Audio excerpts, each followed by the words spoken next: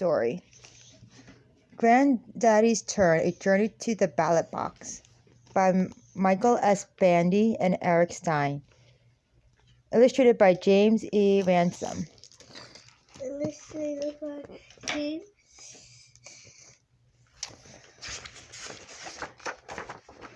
Granddaddy's Turn. Did you rip this page, baby, or was this already ripped? Careful. Where we lived, I didn't need an alarm clock. I woke up to the cock-a-doodle-doo of my pet rooster and the chuck of my granddaddy's tractor. Hurry up, boy, he said. He would shout. I'm coming, Granddaddy, I'd say. Where's the dice? I got all the dice. We got work to do, my granddaddy would say. Hard work will keep you out of trouble.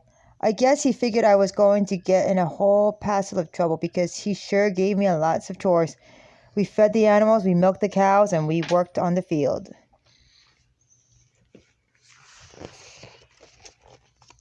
My granddaddy was a big, strong man who always said he didn't like nothing off nobody. He would do anything, plow fields, chop wood, and dig fence posts, all without breaking a sweat. Not like me. Sometimes when I did my chores, I made so much sweat it was like I was raining.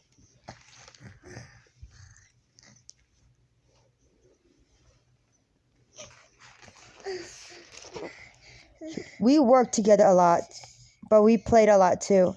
We really loved to go fishing. Sometimes I would complain when I didn't get a bite right away.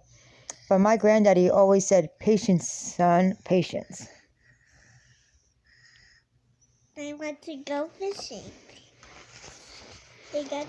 One morning while we were eating breakfast, my grandmother brought out a surprise for my granddaddy.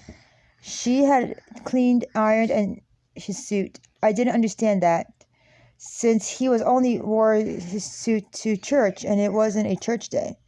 It's our time, and you got to look your best, my grandma said. My granddaddy was so excited he leaped up from the table and gave her a big hug. What's going on, Granddaddy? I asked.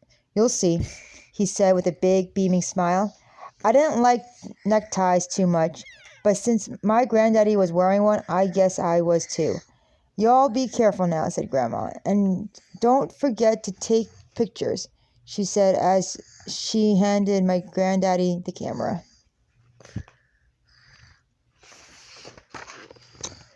We walked and walked. It seemed like 100 miles. I asked my granddaddy where we were going again. Patience, son, patience, he reminded me with a smile. Oh boy, I thought, we must be going to country fair. I walked faster. I couldn't wait to get there. I could almost hear the music and smell the barbecue.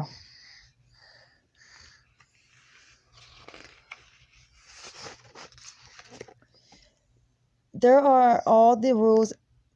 Where are all the rides and animals? I asked my granddaddy. He laughed and said, What are you talking about, son?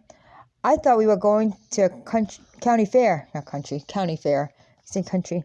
I said, Take a look around, my granddaddy said. This is better than any old fair. Then I saw the Vote Here sign and shout to my granddaddy, Are you voting today? Yes, I am, my granddaddy proudly replied.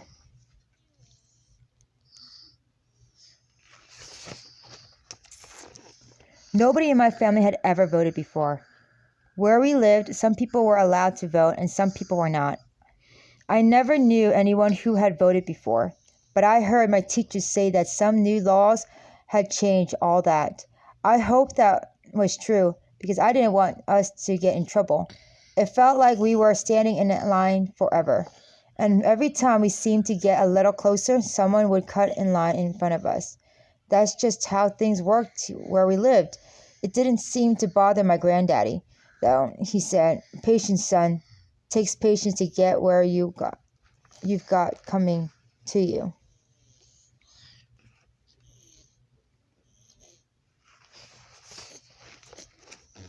When we finally got to the front of the line, my daddy proudly signed a paper and was handed a ballot. He clutched the ballot to his chest and said, "Son, this is the happiest day of my life." I took the camera from him and said, "Smile, Granddaddy. Now, come on, let's go vote," he said.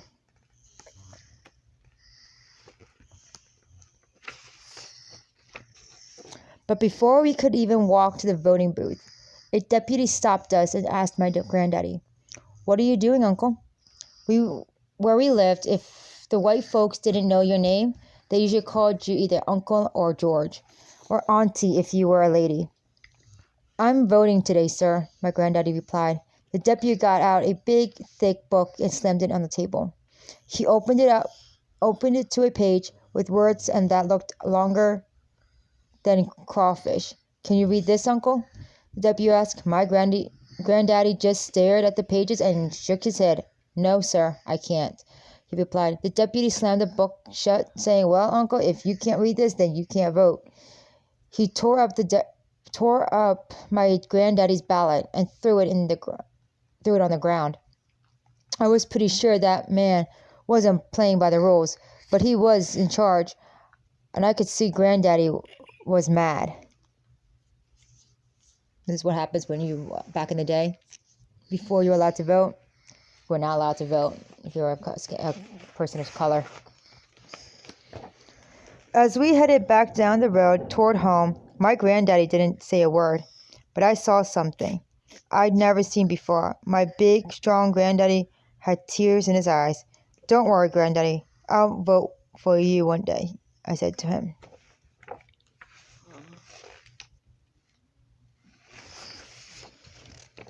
Granddaddy passed away before he ever got a chance to vote. I never forgot that day he tried to vote. My granddaddy was so mad he might have lost his temper, but he knew better than me how important that day was. Even though it wasn't his time to vote, that day he looked to the future.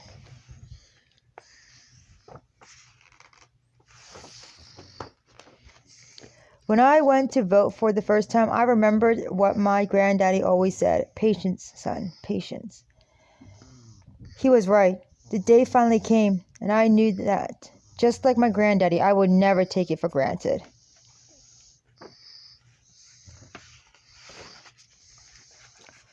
With his picture in my hand, I put my ballot in the box, smiled, and said to myself, "Now it's Granddaddy's turn."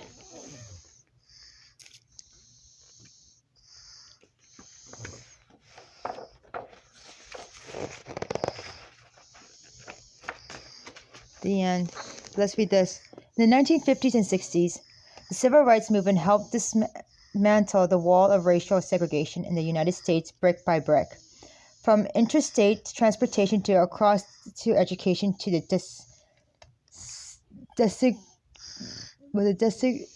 desegregation of public accommodation and housing.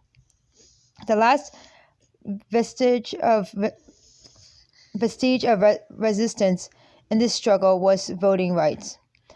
The pro-segregation establishment clearly understood the power of the vote. The concept of one person, one vote has always been the key to significant political and social change, a change that segregationists were not going to concede without a fight. Politically sanctioned nullifications of vote rights was commonplace in Alabama and many other southern states. African American citizens were subject to various unethical methods of voter suppression, including poll taxes and birth record challenges. Perhaps the worst of these tactics were so-called literacy tests. These tests were usually administered by the polling officials toward any individuals who was considered undesirable. The potential voter was handed a booklet or pamphlet, which often consisted of a difficult Elizabethan text or complex legal language. The voters was asked to read the document aloud and to explain in detail to the polling official what the passages meant. If the explanation was not deemed up to par, the voter... Hold on. Wait. the voter was dismissed and not allowed to vote. Although these tactics, thousands of individuals were denied their constitutional rights to vote. Many were also harassed or hurt, and some were even killed. Fortunately, these practices were ultimately stopped with the passage of the 1965 Voting Rights Act, landmark legislation signed into law of President Lyndon B. Johnson. So everybody can vote now. Now you understand the nature of what voting is. Did you like the book?